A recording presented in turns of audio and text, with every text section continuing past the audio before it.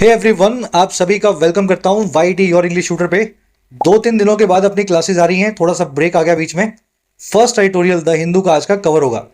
ये आर्टिकल बहुत ही आसान भाषा में क्रिटिसाइज करता है, मजाक बनाता है हमारी एक गलत आदत का। और आदत क्या है? कहीं भी कुछ भीड़ दिखे वहां पहुंच जाना, चाहे कोई मेला लगा हो, चाहे कोई फंक्शन हो रहा हो, कोई बारात जा रही हो, कोई स्पोर्टिंग टूर्नामेंट हो रहा हो। जान की कीमत भारत में बहुत कम है, लोग अपनी जान खुद ही हथेली पे लिए घूमते हैं। हर जगह भीड़ बना करके उमड़ पड़ते हैं और फिर भगदड़ की घटनाएं होती हैं, जान चली जाती है। चलिए इंटरेस्टिंग आर्टिकल शुरू करेंगे इसको। ढेरों ग्रामर कॉन्सेप्ट्स हैं, ढेरों वोकैब है। 3 दिनों की भरपाई एक दिन की क्लास में आज आपको करवाएंगे। पूरे मन से क्लास को लेना। चैनल पे नए हो तो सब्सक्राइब कर लेना। चलिए आइए कुछ नया सीखते हैं।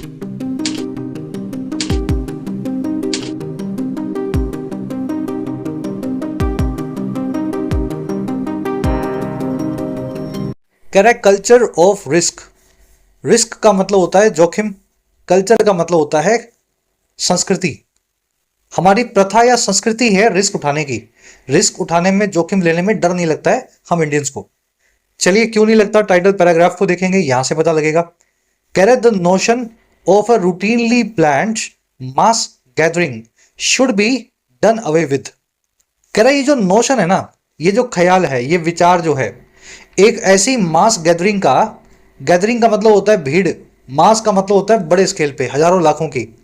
कह रहे जो ख्याल है ना बड़े स्केल पे भीड़ को जमा करने का, और वो भीड़ कैसे जमा होगी भाई? रूटीनली प्लान्ड होगी, मतलब एक आम तरीके से प्लान की गई होगी कि इस जगह 1000 आदमी आएंगे, खाना खाएंगे और चले जाएंगे। ऐसी जो प्लानिंग होती है, काम चलाओ। कह रहा है ये ख्याल जो है ना ऐसी भीड़ को जमा करने का, इसको डन अवे विद कर देना चाहिए। इससे हाथ धो लेने चाहिए हमें। हम इंडियंस को इस चीज से परहेज करना चाहिए कि 1000-2000 लोग इकट्ठे होंगे, कोई बात नहीं। तो ये ख्याल ही अपने आप में बड़ा खतरनाक है। नोशन यानी आइडिया, ख्याल। वर्ब है इसकी should be done away with. Do away with करना, किसी चीज से छुटकारा पाना, हाथ है ना दूर करना, हाथ खींचना। ये फ्रेजल वर्ब आपको भी डिटेल में करवाएंगे। Should be done away with, इसी की पैसिव फॉर्म में V3 लगी हुई है।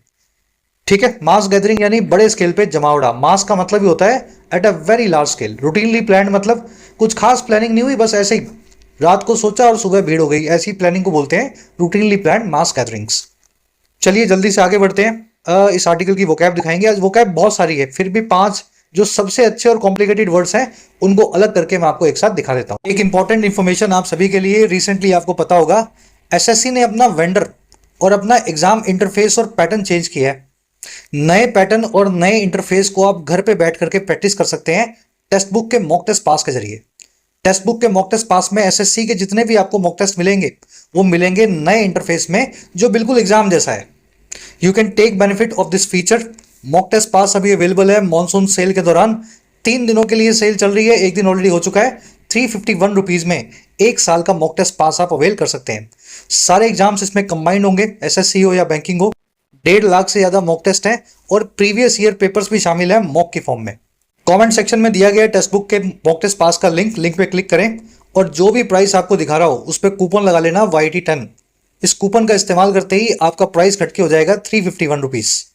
तो अपने पैसे को सेव करें, कूपन का इस्तेमाल करें। कमेंट सेक्शन में लिंक आपको दिया गया है। चलिए पहला जो वर्ड है, थोड़ा जूम इन करता हूं मैं इसको। पहला जो वर्ड है वो है डिस्पोज ऑफ। फ्रेजल वर्ब है, किसी चीज से छुटकारा पाना, गेट रीड ऑफ करना, किसी चीज को हटा देना, एरेडिकेट कर देना, कहलाता है dispose of. The killers try to dispose of the body by throwing it in a river.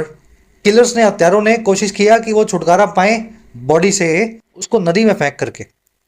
वैसे यूनिवर्सल एजुकेशन या वैक्सीनेशन इज की टू डिस्पोजिंग ऑफ या इरेडिकेटिंग द वायरस।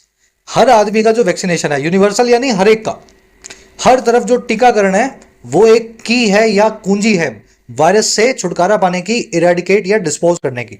तो डिस्पोज ऑफ करना, गेट रिड ऑफ करना, eradicate, सभी एक दूसरे के सिनोनिम है। और इसी की सिनोनिमस एक फ्रेजल वर्ब है डू अवे विद करना। अवे तो वैसे ही होता है दूर, किसी चीज को अपने से दूर करना, डू अवे विद करना। बाकी भी देख लेना, वीड आउट, वाइप आउट, ये भी बहुत बार रीडिंग में आपको मिलेंगी। क्लासेस में अगर रेगुलर हो तो ये सारी फ्रेजल वर्ब्स आपको पता होनी चाहिए। चलो जो रेगुलर नहीं है रेगुलर हो जाओ। वीक में 3-4 दिन क्लास आती है, 4 दिन की क्लास कर लो आधे घंटे की, मन के साथ में नोट्स बना करके। आपकी मोटा मोटा इंग्लिश का जो कट ऑफ वाला झंझट है ना वो पास हो जाएगा, यहां से पूरा हो जाएगा। चलो अगला वर्ड अपने पास मेक शिफ्ट। मेक शिफ्ट क्या होता है? जुगाड़, हिंदी बोल देते हैं जुगाड़, अंग्रेज बोल देते हैं मेक शिफ्ट। जुगाड़ के लिए कॉमन वर्ड भी अपने पास स्टॉप गैप। गैप का मतलब होता है खाई, स्टॉप का मतलब है रोकना। बड़ी सी खाई है, उसके ऊपर कुछ अपने कर देते ना, कुछ पत्थर रख दिया, कुछ एक लकड़ी का कुछ है ना प्लैंक रख दिया, फट्टा रख दिया, लोग खाई से गुजर रहे हैं, जुगाड़ी है वो। तो stopgap, make do, patchwork सभी के सभी जुगाड़ के सिनोनिम्स हैं। The refugees have been living in makeshift tents for a year. Refugees जो है रहते आ रहे हैं जुगाड़ जैसे टेंट्स में पिछले 1 साल से। चलिए ये वर्ड आर्टिकल में आएगा। जुगाड़ तो हम जानते हैं इंडियंस क्या होता है। अगला वर्ड अपने पास रिडंडेंट। ऐसी चीज रिडंडेंट होती है जो गैर जरूरी हो या एडिशनल हो, एक्स्ट्रा हो। जैसे आपके पास 2 बाइक्स हैं, एक बाइक है एक एक्स्ट्रा एक्टिवा है, चलाओगे तो आप एक वक्त में एक ही बाइक को, दूसरी बाइक जो है आपकी रिडंडेंट है। लेकिन रिडंडेंट जो है जरूरी कभी कभी हो जाता है ऑल्टरनेटिव के तौर पे। मान लीजिए कोई ऐसा आदमी है जिसका काम बहुत जरूरी है, तो उसके पास 2 बाइक्स होना जरूरी भी होता है। दूसरी बाइक रिडंडेंट होगी लेकिन जरूरत के वक्त काम आएगी। तो इस वर्ड को आपको ऐसे देखना है, ऐसी चीज जो एडिशनल हो, देखने में यूजलेस लगे, लेकिन वक्त पड़ने पे ऑल्टरनेटिव का विकल्प का काम दे। The presentation was boring and full of redundant details. Presentation जो थी वो बोरिंग थी और गैर जरूरी डिटेल से भरी हुई थी। चलिए एक्स्ट्रा, रेपिटिशियस सभी इसके सिनोनिम्स हैं। ये वर्ड आप आर्टिकल में आज देखेंगे। अगला वर्ड अपने पास बैंक ऑन। ये वर्ड बनाया गया है फाइनेंशियल वोकैबुलरी से। देखिए बैंक कौन होता है? बैंक किसी व्यापारी से पूछो आप, बड़े या छोटे से, बैंक होता है उसका लाइफ लाइन। जब भी उसको पैसे की जरूरत हो बैंक में एक फोन घुमाएगा, ऐप खोलेगा, पैसा विड्रॉ करेगा, बाद में इंटरेस्ट के साथ चुका देगा। तो अगर आप व्यापारियों से देखें तो बैंक उनका आखिरी सहारा होता है, पहला और आखिरी सहारा। और वहीं से फ्रेजल वर्ब बना दी, अपनी होप्स को किसी चीज के ऊपर बांध देना, अपनी आशाओं को किसी चीज के ऊपर रख देना कहलाता है बैंक ऑन करना। Your family and near ones are the only people you can bank on. आपका परिवार और आपके नजदीकी लोग खाली वही पीपल हैं, ओनली पीपल हैं जिन पे आप निर्भर हो सकते हैं, बैंक ऑन कर सकते हैं। और कब? In the face of adversity. Adversity को, मुसीबत को फेस करते हुए, सामना करते हुए। भाई परिवार और दोस्ती आते हैं, अनजान आदमी तो क्यों आप पे, है ना? तो you bank on your family. चलिए थोड़ा डिटेल में करवाया वर्ड, जैसे बना है वैसे समझा रहे हैं आपको। रिलाई ऑन या अपॉन इसको बोलते हैं, काउंट ऑन या अपॉन करना भी बोलते हैं। चलिए लास्ट वर्ड अपने पास ईयर मार्क। जो बच्चे गांव के परिवेश से हैं, है ना, रूरल बैकग्राउंड से हैं, अगर सरकार से कभी आपको मुफ्त में या कम पैसे में भैंस या गाय मिली हो, तो उस भैंस या गाय के कान में यानी ईयर में एक मार्क लगा होगा। कहीं पे कोई नथ बंदी होगी, कोई कूपन लगा होगा, कुछ है ना, कुछ होगा, कुछ स्कीम में वो भैंस आपको मिली होगी, उस स्कीम का नाम जो है गले में लगा देते हैं या भैंस के कान में डाल देते हैं। वहीं से ये वर्ड बनाया गया ईयर मार्क करना। किसी चीज को किसी पर्पज के लिए पहले से ही एलोकेट कर देना। भाई ये भैंस जो है राजेश कुमार के घर की है, तो उसके भैंस के गले में लगा देंगे या कान में डाल देंगे, फलां स्कीम में ये भैंस जो है राजेश कुमार को दी जाती है। तो वहीं से ये वर्ड जो है ना जानवरों से निकाला गया है। पैसे को जब भी सरकार किसी चीज के लिए अलग रखती है तो उसको ईयर मार्क करती है। The government has year marked 520 crore rupees for a possible third wave of the virus. सरकार ने साइड में रख दिया है, ईयर मार्क कर दिया है, रिजर्व में रख दिया है 520 करोड़ रुपया एक पॉसिबल या संभावित तीसरी लहर के लिए जो इस वायरस की आ सकती है। चलिए समझ में आया वर्ड? ऐसे ही बना है। ये कहानी है जो मैं आपको करता हूं, ये सपने में नहीं आती है मेरे को। इसको बोलते हैं एटमोलॉजी, एक साइंस अपने आप में। वर्ड्स को बनने का, वर्ड्स कैसे बने हैं उसकी स्टडी कहलाती है। अब आ जाओ आर्टिकल पे, एक समरी आपको दे। समरी यही है। बीच में वो मीम भी चला था, लोग जेसीबी देखने इकट्ठे हो गए। जब जेसीबी नई नई आई थी ना 15-20 साल पहले, तो जहां जेसीबी चल रही होती थी लोग इकट्ठे हो जाते थे 500,000 कि देखो कैसे चल रही है। तो हमारी इंडियंस की बहुत बुरी आदत है, काम हमारे पास बहुत कम है। कहीं मेला लगे, कुछ है ना जमावड़ा हो, कहीं जुलूस हो, बस पहुंच जाते हैं वहां। लेकिन इस चीज में हम ये एक बात भूल जाते हैं कि हमारी सरकार की नजर में हमारी जान की कीमत बहुत कम है। जब भी आप किसी मेले में, किसी मजार पे, किसी मंदिर में हजारों लाखों में उमड़ते हैं, सरकारें इतने अच्छे से प्लानिंग नहीं करती हैं और इसीलिए भगदड़ होती है और लास्ट में क्या होता है, जान चली जाती है। रिसेंटली ऐसा ही हुआ, कुछ दिन के अंतराल में 2 हादसे हुए और दोनों हादसों में सरकार की जिम्मेदारी और लोगों की जिम्मेदारी बनती है। हमारा आर्टिकल कह रहा है कि ये कल्चर ऑफ रिस्क है ना, ये हमें बंद करना होगा। आप भी अपनी जान को कीमती समझें और सरकार को भी ध्यान दिलाया जाए कि ऐसे मेले जमावड़े पूरी प्लानिंग के साथ में किए जाएं। रूटीनली प्लान ना हो कि रात में सोचा और सुबह मेला करवा दिया। चलिए आज की टोन है रिफॉर्मिस्ट, रिफॉर्म करने की, सुधारों करने की बात कर रहा है, साथ में क्रिटिकल, क्रिटिसाइज कर रहा है हमें भी और सरकार को भी। फर्स्ट पैराग्राफ आपके सामने है, मैं वीडियो को करता हूं पॉज, आप भी पॉज कर दो। 5 मिनट लगे या 10 मिनट लगे, मीनिंग निकालो इसका, पूरा पढ़ के मीनिंग निकालो, फिर साथ साथ पढ़ेंगे और ग्रामर भी, वोकैब भी देखते जाएंगे। शुरू करें? आप तो आराम से वीडियो को पॉज करके ट्राई दो। कह रहा है जी, a day apart, two pilgrimage in North India have endured chaos. कह रहा है जी, एक दिन के अंतराल में, अ डे अपार्ट, अपार्ट मतलब दूरी पे, अ डे यानी एक दिन, तो एक दिन की दूरी में या अंतराल में दो तीर्थ स्थलों ने, पिलग्रिमेजेस ने नॉर्थ इंडिया में एंड्योर किया है, सहा है। एंड्योर करना, किसी चीज को सहना, और किसको सहा है? केओस को, अराजकता को, लॉलेसनेस को। तो भारत के नॉर्थ इंडिया में दो तीर्थ स्थलों पे आपने केओस को देखा एक दिन के अंतराल में। चलिए, पिलग्रिमेजेस की वर्ब है हैव एंड्यूर्ड, एंड्योर करना, किसी चीज को सहना। प्रेजेंट परफेक्ट टेंस का इस्तेमाल हुआ, ध्यान देना, प्रेजेंट परफेक्ट टेंस का इस्तेमाल हुआ है। अभी इसी पे कॉन्सेप्ट आपको आगे करवाऊंगा। कह रहा है जी, 8 people died on the steep stairway to Haridwar Mansa Devi shrine on July 27। कह रहा है जी, 8 लोग मर गए, डाई करके, एक स्टीप यानी बहुत, स्टीप कैसा होता है? एकदम खड़ा सा। भाई एक तो ऐसा हुआ, ढलान ऐसी हुई, और एक ढलान ऐसी हुई, इसको बोलते हैं स्टीप। 8 लोग जो हैं एक बहुत ही स्टीप स्टेयरवे पे, स्टेयरवे होती है सीढ़ी, और कहाँ था? स्टेयरवे था हरिद्वार के मानसा देवी श्राइन का, मजार का या दरगाह का। श्राइन क्या होता है आप समझते हैं ना। और जुलाई 27 को वहां पे उन लोगों की मौत हुई। और कब हुई? After a rumour spread that a snapped power line was live. ये तब हुआ जब एक रूमर यानी अफवाह फैल गई वर्ब के सेकंड फॉर्म में कि एक स्नैप्ड या टूटी हुई पावर की जो लाइन है, बिजली की जो तार है, वो लाइव थी, उसमें करंट बह रहा था। तो लोगों को लगा करंट है, भागे दौड़े और सीढ़ी से गिरे और 8 लोगों की जान चली गई। 8 पीपल की वर्ब है died, they died on a steep stairway. Stair का मतलब होता है सीढ़ी, स्टेयरवे का मतलब होता है जीना, है ना, सीढ़ियों का पूरा रास्ता। चलिए, रूमर की वर्ब है स्प्रेड, मैंने आपको बताया ये V2 है। स्प्रेड एक खास ऐसी वर्ब अंग्रेजी में जिसकी V1 V2 V3 सेम होती है, पता है ना आपको। स्प्रेड, कट, पुट, हर्ट, बस, हर्ड, बर्स्ट। अब बोलने से शायद समझ में नहीं आएंगी, क्लासेस में रेगुलर हो तो ये सारी लिस्टें आपको करवा चुके हैं। 4-5-10 दिन देखो, आप सारे कॉन्सेप्ट रिवाइज हो जाएंगे आपके।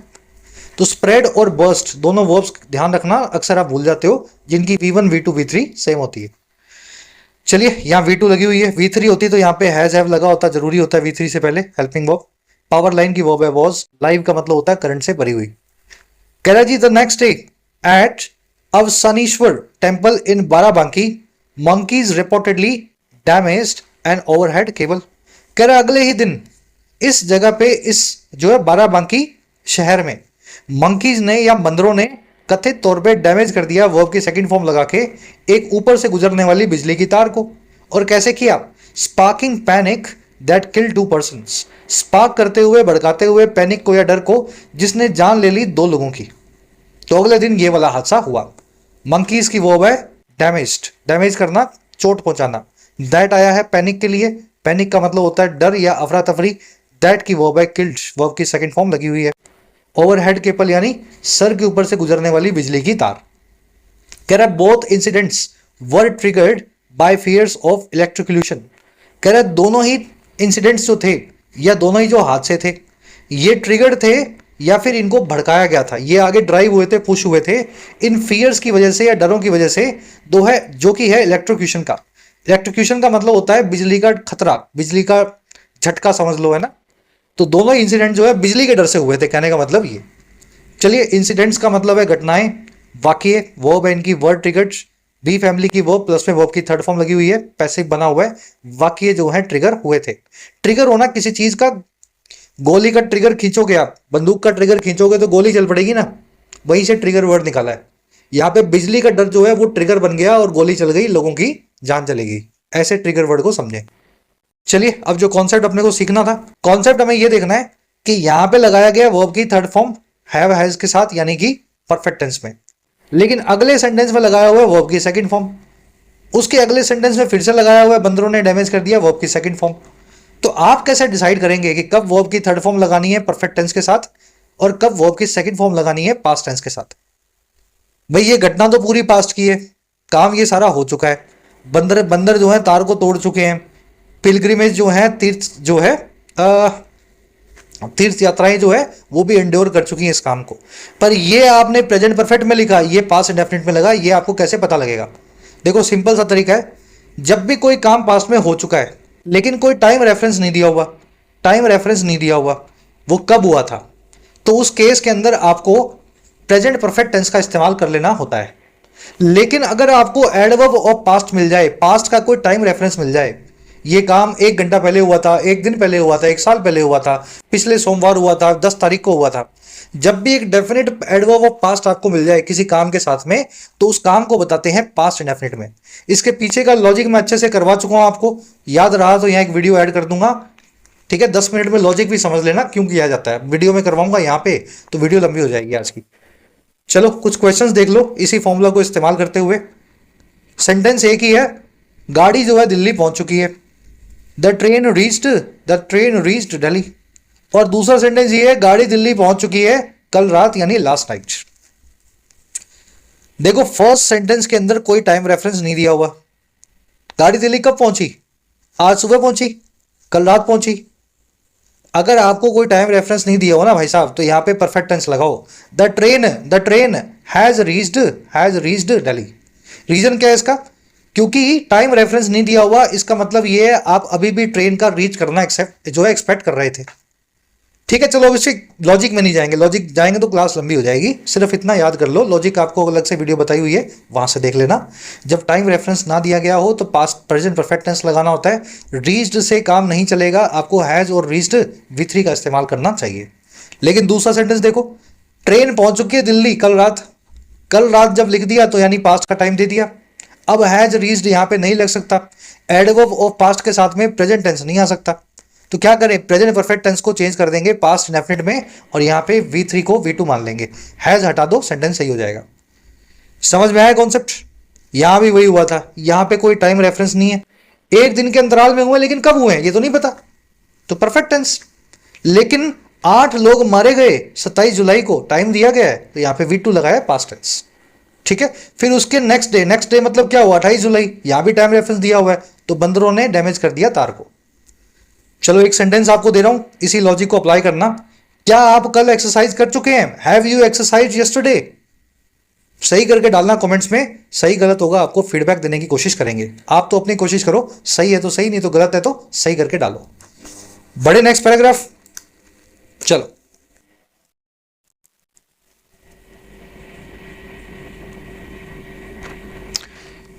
पढ़ लेना खुद से। कह रहा है such hazards at temples are not new. कह रहा है ये जो हैजर्ड्स हैं, खतरे हैं हमारे मंदिरों में, ये नए नहीं है, इसमें कुछ नयापन नहीं है। कैसे पता लगा? Makeshift wiring draped over stalls and overloaded transformers are common sights at melas. कह रहे जुगाड़ की मेकशिफ्ट, याद है ना मेकशिफ्ट टेम्परेरी जुगाड़ वाला, जुगाड़ों वाली वायरिंग जो होती है, जो ड्रेप ओवर कर रही हो या फिर कपड़े की तरह लटक रही हो। कभी कभी देखना आप, वायरिंग इतनी ज्यादा तारें जो है ट्रांसफार्मर से लटकी होती हैं, आपको लगेगा कोई तारों का कोई कपड़ा है ना, तारों का कोई कफन है। तो कह रहे ये जुगाड़ की वायरिंग भारत में डाल देते हैं अथॉरिटीज, सरकारें, जो ड्रेप ओवर करती हैं स्टॉलों के ऊपर, मेलों में, और ओवरलोडेड ट्रांसफार्मर्स होते हैं। ये कॉमन साइट है, ये बहुत आम नजारा है, कॉमन यानी आम, साइट यानी नजारा, इस तरह के मेलों में। हैजर्ड यानी खतरा, वो बैंक की आर, वायरिंग यानी समझते हैं आप, वो बैंक की आर, मेकशिफ्ट यानी जुगाड़ू, साइट का मतलब होता है नजारा। कह रहा है जी however neither shrine had an automatic power cut off और a public address system capable of debunking misinformation. कह रहा है फिर भी ये तो है ही, ना तो श्राइन के पास था एक automatic power cut of system, ऐसा पावर को काटने का सिस्टम जो ऑटोमेटिक हो, आपको लगे कि कहीं तार टूट गई तो पावर कट जाए, और ना ही एक पब्लिक एड्रेस सिस्टम था, लोगों को संबोधित करने का कोई सिस्टम था जो कैपेबल भी होता या सक्षम होता डिबंक करने में या झुठलाने में, मिस इंफॉर्मेशन को, गलत न्यूज। तो अगर वो लाउड स्पीकर में भी बोल देते ना कि नहीं टूटी है तार, मत भागो, तो शायद लोग ना भागते। वो भी लाउड स्पीकर भी नहीं था इनके पास, ना इनके पास बिजली काटने का कोई, फटाफट कोई काटने का मैकेनिज्म इस्टेब्लिश था। चलिए श्राइन की वो है हैट। चलिए नीदर श्राइन का मतलब है दोनों में से कोई भी श्राइन या दरगाह में ऐसा नहीं था, है ना, दोनों घटनाओं में इस तरह की चीजें इन्वॉल्व नहीं थी।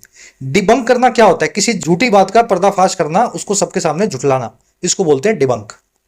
कह रहा था Haridwar probe will almost certainly reiterate older recommendations such as underground cabling and real time voltage monitoring। कह रहे हैं हरिद्वार में जो काम हुआ है पूरा, उसकी जो प्रोब होगी या जांच होगी, वो फ्यूचर में ऑलमोस्ट सर्टनली ये काम करेगी, लगभग पक्का से ही निश्चित तौर पे ये काम करेगी। और क्या करेगी? रीट्रेट करने का काम या दोहराने का, रिपीट करने का काम। रीट्रेट करना यानी रिपीट करना। और किसको? पुरानी रिकमेंडेशंस को, जैसे कि अंडरग्राउंड केबलिंग होनी चाहिए और वोल्टेज की मॉनिटरिंग होनी चाहिए रियल टाइम या हाथों हाथ। तो ये पहले से रिकमेंडेशन हमें पता है कि ये होना चाहिए, होता नहीं है। इस बार देख लेना हरिद्वार की जांच में भी ये लिखा आएगा कि ये दोनों चीजें होनी चाहिए थी। प्रोब यानी जांच, वर्ब है इसकी विल रीट्रेट, रीट्रेट करना, किसी चीज को दोहराना, रिपीट करना। रिपीट करने के लिए एक बहुत अच्छा अपने पास वर्ड है अंग्रेजी में, इनजेमिनेट। ठीक है, इनजेमिनेट। राइटिंग मेरी ऐसी है, काम चला लेना। आज ये वर्ड मैंने क्विज में आपसे पूछा है, रिपीट करना, इनजेमिनेट। कह रहे जी however the threat is incidental. कह रहे लेकिन ये जो थ्रेट है ना, ये इंसिडेंटल है, सेकेंडरी है। इंसिडेंटल क्या होता है? जो प्राइमरी ना हो। आपने पढ़ाई की, उससे आपको सक्सेस मिली, लेकिन उससे आपकी आंखों पे चश्मा चढ़ गया, तो पढ़ाई से पहला कनेक्शन सक्सेस का था, चश्मे का नहीं था। चश्मा लगना इंसिडेंटल है। समझ पा रहे हो? मैं इस तरीके से थोड़ा कनेक्ट कर रहा हूं आपको। तो ये थ्रेट जो है ना हरिद्वार की, ये सारी थ्रेट जो है इंसिडेंटल है, मेन मुद्दा नहीं है। मेन मुद्दा कुछ और है, मेन मुद्दा आपको बताएगा आगे। कह रहा है except for 2 major stampedes in recent history in Bengaluru and Hyderabad, all such tragedies have occurred at religious mass gatherings और in the course of attending them. कह रहा जी छोड़ दो बड़ी स्टैम्पीड्स को, बड़ी भगदड़ की घटनाओं को, रिसेंट हमारी मेमोरी में जो आती हैं। एक हुई है हैदराबाद में, एक हुई है बेंगलुरु में। कह रहे इन दोनों को छोड़ दो। उसके अलावा जितने भी हादसे हैं, ट्रेजेडीज हैं, ये अकर हो चुके हैं रिलीजियस मास गैदरिंग में, धार्मिक जो है जमावड़ों में, और या फिर उस कोर्स में, उस वक्त में, उस दौरान में जो है उनको अटेंड करने का, वहां पे हाजिरी लगाने का। ठीक है ना? या तो जमावड़ा लग रहा था या जमावड़े में लोग जा रहे थे या आ रहे थे, मतलब कुछ ऐसा ही हुआ है। रिलीजियस गैदरिंग के दौरान ही घटनाएं हुई हैं सारी की सारी स्टैम्पीड की। चलिए, ट्रेजेडी होती है दुर्घटना, मिशअप। वो अब इसकी हैव अकर्ड, परफेक्ट टेंस लगा हुआ है, कोई आपको टाइम रेफरेंस नहीं मिला हुआ इसलिए perfect tense. Religious mass gatherings के लिए एक बहुत अच्छा वन वर्ड है अपने पास। धार्मिक तौर पे कोई बाबा जी का मेला लगे, कोई तीर्थ यात्रा हो, मास स्केल पे अगर लोग इकट्ठे हों, तो उसके लिए एक वन वर्ड होता है अंग्रेजी में, उस जमावड़े को बोला जाता है। लिख दूं मैं? आपको याद है तो कमेंट्स में डालना, स्पेलिंग भी याद हो जाएगी इसी बहाने। ऐसे जमावड़े को जो धर्म के नाम पे इकट्ठा हो, उसको बोलते हैं कॉन्ग्रीगेशन। ठीक है, एग्जाम वाला वन वर्ड बता रहा हूं सीधे, कॉन्ग्रीगेशन। लिख लो, याद कर लो। बढ़े आगे, नेक्स्ट पैराग्राफ। चलो रीडिंग ले लो इसकी फटाफट, बिना देरी के। कह रहे they occur despite multiple guidelines and court orders due to authorities collective desensitisation to risk. कह रहे ये घटनाएं अगर होती हैं, सारे हादसे होते हैं, बावजूद इस चीज के, और किस चीज के?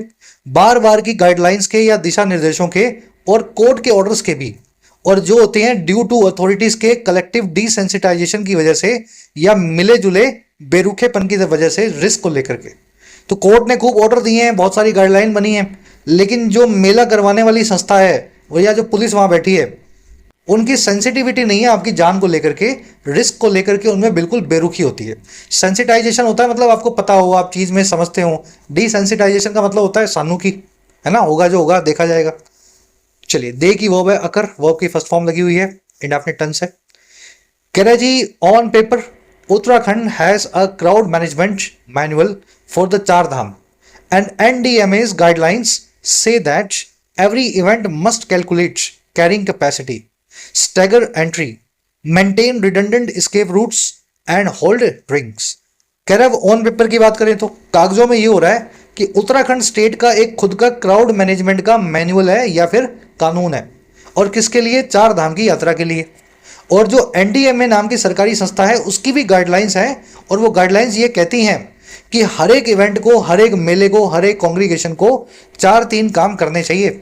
पहला काम है उनको कैलकुलेट करना चाहिए एडवांस में कि वो कितनी कैपेसिटी को कैरी करेंगे, कितने लोग आने की संभावना है, ये पहले से वो हर मेले में कैलकुलेट हो। दूसरा, लोगों की एंट्री को स्टैगर किया जाए। स्टैगर करना यानी रुक रुक के करवाना। 500 लोग चले गए, 300 बाहर आ गए, फिर 300 और अंदर जाएंगे, तो इस तरीके से रोक रोक करके लोगों को अंदर भेजो, स्टैगर करो एंट्री। तीसरा, मेंटेन करो आप रिडंडेंट एस्केप रूट्स को, ऐसे बच निकलने के रास्ते जो एडिशनल है, जो जरूरत पड़ने पे खोल दिए जाए, रिडंडेंट है। और चौथा, आप ड्रिल्स को होल्ड करें, इस पूरे काम को पहले आप, है ना, ड्रिल, मॉक ड्रिल की तरह इस पर तैयारी करें। मॉक ड्रिल समझते हैं ना, 5,000 की जगह 500 लोगों से करके देखो, पता लगे आपने कितनी आपकी तैयारी अच्छी है। तो ये सारी गाइडलाइंस उत्तराखंड में ऑन पेपर बनी हुई हैं। उत्तराखंड की वर्ब है हैज और एनडीएमएस गाइडलाइंस की वर्ब है से। वो ये कहती हैं कि इवेंट को 4 काम करने चाहिए। पहला काम है मस्ट कैलकुलेट द कैपेसिटी, दूसरा है मस्ट स्टैगर एंट्री, तीसरा है मस्ट मेंटेन रिडंडेंट रूट्स और चौथा है मस्ट होल्ड ड्रिल्स। मस्ट चारों में कॉमन है, बार बार नहीं लिखी गई है। रिडंडेंट आप देख चुके हैं, ऐसी चीज जो अननेसेसरी हो लेकिन जानबूझ के रखी हो, जरूरत के वक्त काम आए। चलो, फास्ट पेस तो नहीं है ज्यादा। कह रहा है जी, yet at Mansa Devi the stairway that doubles as entry and exit was use without scheduling. कह रहे फिर भी मानसा देवी टेम्पल में जो जीना है, जो पेड़ियां हैं, जो सीढ़ियां हैं, जो डबल करती हैं, दोनों काम करती हैं, एंट्री का भी और एग्जिट का भी। कह रहे वो उसको इस्तेमाल किया गया था या यूज किया गया था बिना शेड्यूलिंग के। भाई एंट्री एंड एग्जिट दोनों कर रही हैं तो पहले एंट्री होने दो, फिर इकट्ठी एग्जिट होने दो, पर दोनों काम हो रहा था बिना शेड्यूल बनाए। लोग इधर से आ रहे थे, उधर से उतर रहे थे। कह रहा and the only alternative root had much lower carrying capacity. और कह रहा है जो एक अकेला ऑल्टरनेटिव रूट था या वैकल्पिक रास्ता था, रिडंडेंट रास्ता था, उसकी कैरिंग कैपेसिटी बहुत लोअर थी, वहां से ज्यादा लोग जो है आ जा नहीं सकते थे। ठीक है, चलिए, स्टेयरवे की वर्ब है was used, it was used without scheduling. That आया स्टेयरवे के लिए वर्ब है इसकी डबल्स, डबल करना, दो तरह से काम करना। ऑल्टरनेटिव रूट की वर्ब है हैड, है ना, ऑल्टरनेटिव का मतलब होता है वैकल्पिक। चलो ग्रामर कॉन्सेप्ट करवा दें आपको, अच्छा सा मजा आएगा। कॉन्सेप्ट ये है कि कंपैरेटिव डिग्री अंग्रेजी में अगर अपने पहले कोई एडवर्ब लेगी तो वो वेरी, मोर, इस तरह की एडवर्ब नहीं लेगी। वो या तो लेगी मच या लेगी फार। मुझे पता है ये कॉन्सेप्ट आपको आता है, बहुत सारे बच्चों ने पहले सीखा हुआ, लेकिन इसका एडवांस फॉर्म आपको भी करवाऊंगा। तो आपको मच और फार लगाना होता है कंपैरेटिव डिग्री के आगे अगर उन पे आपको कोई एडवर्ब का इस्तेमाल करना हो। A bus is much larger in size than a car. एक बस जो है बहुत बड़ी होती है साइज में एक कार से। यहां पे मच लगाने की जरूरत नहीं है, आप सीधे लिख दो larger in size than a car. लेकिन आप कह रहे हो बहुत ही बड़ी होती है, बड़ी नहीं होती, बहुत ही बड़ी होती है, तो आपको एडिशनल इंफोसिस चाहिए। तो एडिशनल इंफोसिस के लिए मच और फार का इस्तेमाल करें कंपैरेटिव डिग्री से पहले, लार्जर से पहले। यहां पे वेरी लार्जर, सो लार्जर, मोर लार्जर ऐसा नहीं लिखना आपको, मैं ये समझाना चाह रहा हूं। चलो, ये पहला सेंटेंस सही है। अब इसी का एडवांस फॉर्म बताता हूं, आपका एग्जामिनर आपको कैसे घुमाएगा। ये सेंटेंस देखो, अ बस engine is much powerful than a car engine. यहां पे आपको मोर का इस्तेमाल करना था। आपको लगेगा देखो मच लगाया सर मैंने, आपने बताया था मच लगेगा, फार लगेगा, लगा दिया मैंने, देखो एग्जामिनर ने मच लगा के दिया है। अरे भाई साहब, वो कंपैरेटिव डिग्री के आगे लगता है मच फार। आपको डिग्री तो पॉजिटिव दी हुई है, पॉजिटिव डिग्री के आगे मच लगा करके मोर को बीच में लिखना भूल गए आप, मोर को पढ़ नहीं पाए या ध्यान नहीं कर पाए। तो मच पावरफुल आपको सही लगेगा, लेकिन गलत है। कंपैरेटिव डिग्री बनाओ इसकी, मोर पावरफुल लिखो, फिर मच यहां पे सेंस बनाएगा। मच की जगह पे फार भी आ सकता है, फार मोर पावरफुल भी लिख सकते हो। तो ये तरीके से एग्जामिनर आपको उल्लू बनाता है। लास्ट क्वेश्चन दे रहा हूं होमवर्क के तौर पे, क्लास वर्क है आपका। अ सुनामी, ठीक है, अ tsunami is far more greater in size या स्ट्रेंथ देन अ हरिकेन और स्टॉर्म। एक सुनामी जो है बहुत ज्यादा बड़ी होती है अपनी स्ट्रेंथ में या साइज में, अपनी ताकत में, बजाय एक हरिकेन के या स्टॉर्म के। थोड़ा सा घुमा के दिया है मैंने, मुश्किल है लेकिन कोशिश करोगे तो आसान लगेगा। सब लोग ट्राई करना, कमेंट्स में डालो, गलत होगा तो मैं खुद आपको रिप्लाई करूंगा। बढ़े आगे नेक्स्ट पैराग्राफ, सब लोग ट्राई देना इसको, इसी फॉर्मूला को अप्लाई करते हुए देख लेना फार लगा है, मोर लगा है, क्या नहीं लगा और क्या लगा हुआ है। बढ़े आगे, चलो रीडिंग दो इसको, फटाफट मीनिंग निकालो इसका। कह रहा है in Uttarakhand and Uttar Pradesh the response centred on compensation rather than structural reform. कह रहा है ये दोनों घटनाओं में, उत्तराखंड में और यूपी में, जो रिस्पॉन्स था, सरकार का प्रतिक्रिया थी, वो सेंटर्ड ऑन कर रही थी या फोकस ऑन कर रही थी। सारी प्रतिक्रिया किसके ऊपर केंद्रित थी? कंपनसेशन पे, हर्जाने पे, और किसके बजाय? रादर देन, बजाय स्ट्रक्चरल रिफॉर्म के, बुनियादी सुधारों के। तो सरकार ये नहीं करी थी सुधार करेंगे, सरकार ये करी थी मृतकों को इतना जो है हर्जाना दिया जाएगा। चलिए रिस्पॉन्स की वर्ब है सेंटर ऑन करना, किसी चीज पे ध्यान केंद्रित करना। कंपेंसेशन आप समझते हैं, हर्जाने को बोलते हैं। इसके लिए एक और वर्ड अंग्रेजी में रेपरेशन। कह रहा है जी स्ट्रक्चरल रिफॉर्म यानी बुनियादी सुधार। The NDMA norms need to be legally binding with severe consequences for persons, enterprises or businesses that fail to protect lives। कह रहे जो एनडीएमए की नॉर्म्स है, एनडीएमए क्या होता है? National disaster management authority. कह रहे जो डिजास्टर मैनेजमेंट की नॉर्म्स है ना, उनको जरूरत है कि वो लीगली बाइंडिंग हो, कानूनी तौर पे जरूरी हो फॉलो करना।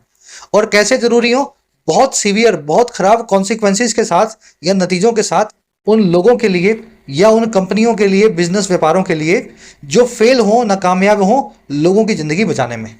तो ये गाइडलाइंस अभी बस बनी हुई हैं, लीगली ये कानूनी तौर पे बाध्य नहीं है, इनको फॉलो आपको करना ही होगा। कह रहा है ये होना चाहिए। नॉर्म्स का मतलब आप समझते हैं, कानून, वो इनकी नीड्स। बाइंडिंग का मतलब होता है मैंडेटरी या जरूरी। कॉन्सिक्वेंस होते हैं नतीजे। सीवियर का मतलब होता है वेरी बैड। दैट आया है व्यापारों के लिए, लोगों के लिए, दैट की वर्ब है फेल। कह रहा है at present states choose provisions from the norms and temple trust often treat them as optional। कह रहे जी एट प्रेजेंट जो स्टेट्स है ना वो खुद चूज करती हैं प्रोविजंस को, कानूनों को, धाराओं को एनडीएमए की नॉर्म्स में से कि धारा नंबर 1, 4 और 5 हम मानेंगे। ऐसे स्टेट जो है खुद चूज करती हैं कौन कौन सी माननी है। और जो टेम्पल ट्रस्ट है, मंदिर चलाने वाली ट्रस्ट है, अक्सर वो ट्रीट करती है इनको ऑप्शनल के तौर पे, औपचार जो है वैकल्पिक के तौर पे। बस हो गया तो हो गया, ये अगर है ना ये नियम हमने पूरा किया तो किया, नहीं किया तो नहीं किया, ऑप्शनल है। कह रहा क्यों? कह रहा वो इसलिए because Pilgrim facilities fall under charitable exemptions in many building codes. क्योंकि पिलग्रिम फैसिलिटीज जो हैं या फिर तीर्थ यात्रियों के लिए जो फैसिलिटीज हैं वो फॉल अंडर करती हैं, इस कैटेगरी में आती हैं। और किसकी? चैरिटेबल एग्जम्पशन की। एग्जम्पशन का मतलब होता है छूट, चैरिटेबल का मतलब होता है धर्म के नाम पे। क्योंकि पिलग्रिम जो फैसिलिटी है उनको धर्म के नाम पे छूट मिली हुई है बिल्डिंग कोड में या फिर बिल्डिंग को मेंटेन करने के कानूनों में। तो मंदिर वाले भी ये सोचते हैं कि चलो फायर यहाँ पे हाइड्रेंट लगाया तो लगाया, नहीं लगाया तो नहीं लगाया, है ना, ऑप्शनल ट्रीट करते हैं वो इनको। चलिए हर सेंटेंस का मीनिंग निकालना जरूरी है, टाइम लगे लेकिन मीनिंग निकले। स्टेट्स की वर्ब है चूज, प्रोविजन का मतलब होता है धारा या कलम, टेम्पल ट्रस्ट की वर्ब है ट्रीट, ऑप्शनल का मतलब होता है वैकल्पिक, है ना, करो तो करो, नहीं करो तो मत करो। फैसिलिटीज की वर्ब है फॉल। एग्जम्पशन होती है छूट। चैरिटेबल यानी जो चैरिटी या धर्म के नाम पे होता हो। कह रहा है जी routine darshan does not require safety certification even when daily footfall exceeds that of a sports stadium. कह रहा है किसी मंदिर में जो रूटीन का दर्शन है वो रिक्वायर नहीं करता है कि मंदिर वाले लोग सेफ्टी सर्टिफिकेट ले सरकार से। कह रहा है कि यहां तक कि तब भी जब डेली फुटफॉल जो है या चहलकदमी जो है, फुटफॉल क्या होता है? चहलकदमी, वो एक्सीड कर देती है। और किससे? एक स्पोर्ट्स स्टेडियम से। स्पोर्ट्स स्टेडियम में 3, 4, 5 हजार लोग आते हैं। किसी मंदिर में हो सकता है 10,000 लोग भी आ रहे हो, लेकिन फिर भी वहां कोई फैसिलिटी आपको नहीं मिलेगी क्योंकि दर्शन के लिए आ रहे हैं वो, तो दर्शन के लिए तो छूट है। चलिए दर्शन की वर्ब है डज नॉट रिक्वायर, फुटफॉल की वर्ब है एक्सीड्स, एक्सीड करना यानी ज्यादा होना, to be more than something. ये दैट यहां पे क्यों लगा है ये कॉन्सेप्ट आपको भी डिटेल में करवाएंगे। कह रहे states also bank on ad hoc volunteers and under train guards to manage surges. कह रहे स्टेट्स भी जो है वो सारा लेती हैं, बैंक ऑन करती हैं ऐसे वॉलंटियर्स का। वॉलंटियर कौन होता है? जो सामने से आगे आए कि चलो इस कुंभ के मेले में मैं सेवा करूंगा, ये होता है वॉलंटियर। तो राज्य की जो सरकारें हैं वो भी बैंक ऑन करती हैं, फायदा उठाती हैं या इन्हीं वॉलंटियर्स का, और या फिर ऐसे गार्ड्स का जिनकी ढंग से ट्रेनिंग नहीं हुई मैनेज करने के लिए सर्ज को, लहर को, लोगों के जमावड़े को। चलिए एडॉक का मतलब क्या होता है? For special purpose. मेला हुआ उसमें आप वॉलंटियर बन गए तो आप एक एडॉक वॉलंटियर हैं। जब तक मेला है तब तक आपको वॉलंटियर का बैच मिलेगा, फिर अगला मेला आएगा फिर आपको वॉलंटियर बनना पड़ेगा। तो एडॉक का मतलब होता है टेम्परेरी, किसी स्पेशल पर्पस से एडॉक। चलो अब ये कॉन्सेप्ट देख लो, क्या बड़ा अच्छा कॉन्सेप्ट है ये दैट वाला। कॉन्सेप्ट ये कहता है कि इक्वल चीजों का कंपैरिजन होना चाहिए। Gold's value is higher than silver, gold की वैल्यू सिल्वर से ज्यादा है। सेंटेंस हिंदी में सही है लेकिन इंग्लिश में गलत है। गोल्ड की वैल्यू सिल्वर से कैसे ज्यादा हो सकती है? हाँ, गोल्ड की वैल्यू सिल्वर की वैल्यू से ज्यादा हो सकती है। तो ये सेंटेंस जो है ना हायर देन सिल्वर, ये गलत है। आप क्या लिखें? या तो लिखें gold's value is higher than silver's value. एक तरीका तो ये है गोल्ड्स वैल्यू और सिल्वर वैल्यू आप कंपेयर कर देंगे। दूसरा तरीका क्या है? खाली सिल्वर्स लिख करके छोड़ दें, यहां वैल्यू जो है अंडरस्टूड माना जाएगा। ठीक है, सिल्वर्स वैल्यू लिख दो तो भी ठीक है, वैल्यू को हटा दो तो भी ठीक है, सिल्वर्स लिखोगे वो भी ठीक होता है। तीसरा तरीका क्या है? अब ऐसा लिखें gold's value is higher than the value of silver. तीसरा तरीके से आप द वैल्यू ऑफ लिख करके वैल्यू को वैल्यू से कंपेयर कर देंगे। लेकिन इस तरीके में क्या होगा, वैल्यू दो बार आ जाएगा, गोल्ड्स वैल्यू में भी वैल्यू आ रहा है, यहां भी आ रहा है, तो द वैल्यू की जगह आप दैट का इस्तेमाल करें, सेंटेंस सही बनेगा। Gold's value is higher than that of silver. That का मतलब है यहां पे वैल्यू। तो ये कॉन्सेप्ट जो है इसलिए दैट का इस्तेमाल करवाता है बराबर वाली चीजों को कंपेयर करने के लिए। डेली फुटबॉल जो है, फुटफॉल मतलब चहलकदमी, वो ज्यादा है स्पोर्ट्स स्टेडियम से, स्टेडियम से ज्यादा नहीं है, स्टेडियम से ज्यादा नहीं है। फुटफॉल जो दर्शन की है वो स्टेडियम की फुटफॉल से ज्यादा है। चहलकदमी को चहलकदमी से कंपेयर कर रहा है, इसलिए यहां फुटफॉल ना लिख करके दैट का इस्तेमाल किया हुआ है। इसी का एक और वर्जन देख लो, armed forces of the America या USA are more advanced than any other nation. America की आर्म्ड फोर्सेज या फौजें जो हैं ज्यादा एडवांस्ड है किसी दूसरी कंट्री से। तो कंट्री से एडवांस नहीं है, किसी दूसरी कंट्री की आर्म फोर्सेस से एडवांस हो सकती हैं। तो more advance than armed forces of any other nation. अब आर्म फोर्सेस दो बार आ गया तो क्या करेंगे, दूसरी बार हटाएंगे और दैट लिख देंगे। याद रखना दैट नहीं आएगा, यहां दैट आया था वैल्यू के लिए, वैल्यू सिंगुलर है, सिंगुलर है ना। यहां पे फोर्सेस की बात हो रही है, आर्म्ड फोर्सेस के लिए दैट ना लगा करके प्लूरल आपको दोज लगाना होगा। तो इस कॉन्सेप्ट को ऐसे अप्लाई करना, प्लूरल के लिए अगर लगा रहे हो तो दोज लगाना, सिंगुलर के लिए लगा रहे हो तो दैट लगाना, वैल्यू के लिए दैट, फोर्सेस के लिए दोज। चलो एक सेंटेंस देते हैं आपको खुद से होमवर्क के तौर पे, ट्राई देना सभी बच्चे। Calories in fatty desserts are much higher than healthy salads. Calories जो होती हैं फैटी डिजर्ट्स में, यानी फैट भरे मिठाइयों में बहुत ज्यादा होती हैं, हेल्दी सलाड्स के सलाद से बहुत ज्यादा होती हैं। चलो खुद से ट्राई दो, बड़ा इजी क्वेश्चन है, आपका सही होगा कमेंट्स में डालना। बैंक ऑन ये फ्रेजल वर्ब देख लेना, एडोक एक फॉरेन वर्ड है। चलो लास्ट सेंटेंस है, फटाफट देखो इसको, फिर रैप अप करते हैं क्लास आज की।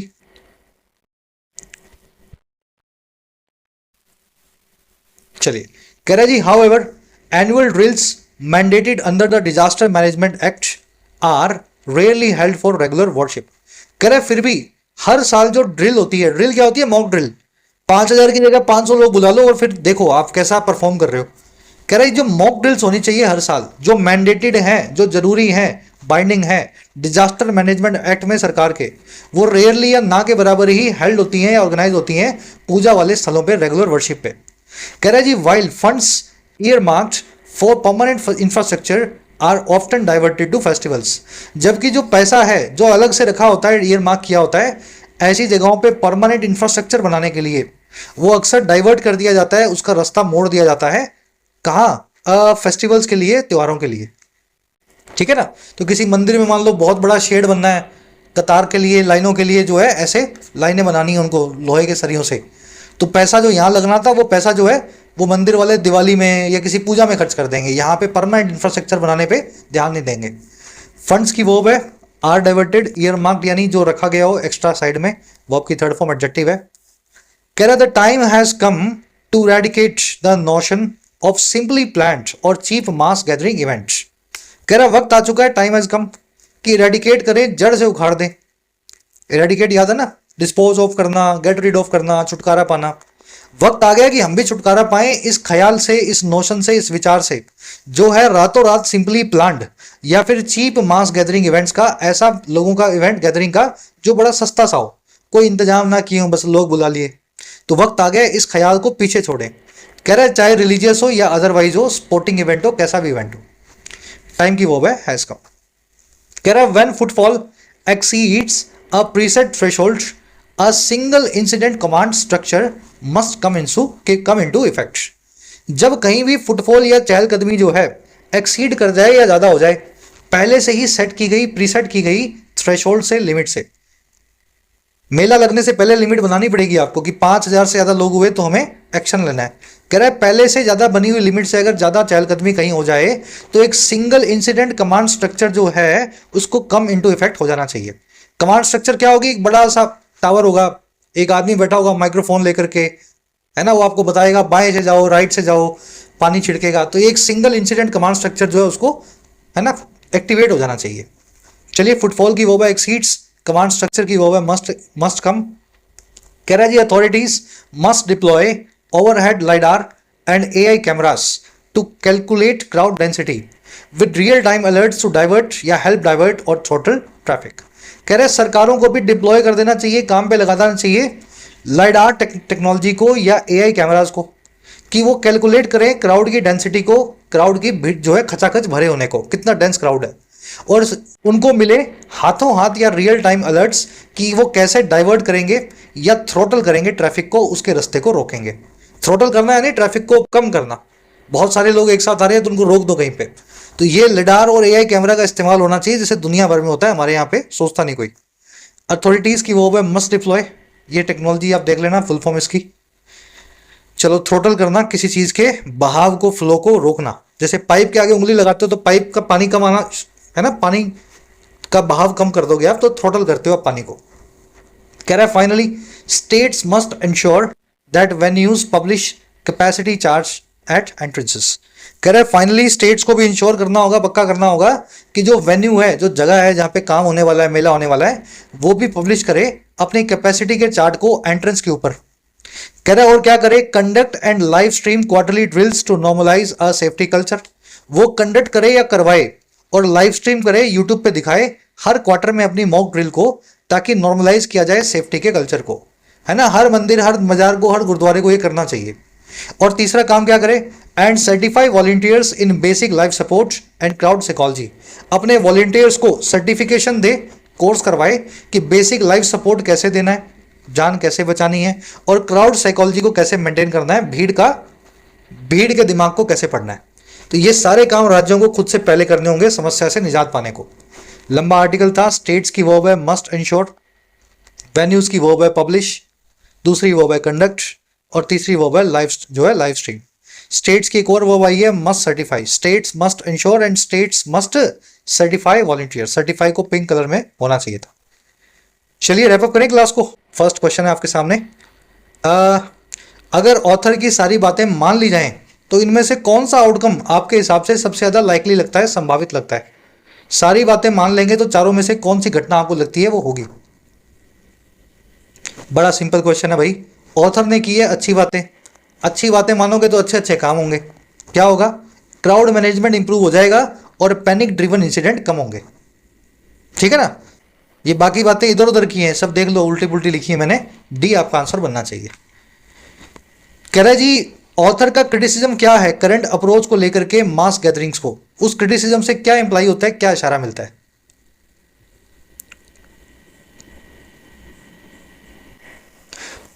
एक ही इशारा मिलता है कि सरकारें जो हैं जान की कीमत नहीं समझती हैं, हर जाने की बात कर रही हैं। जान चली गई जिन लोगों की स्ट्रक्चरल रिफॉर्म्स ना होने की वजह से, क्या उन सुधारों की बात की नहीं की ना।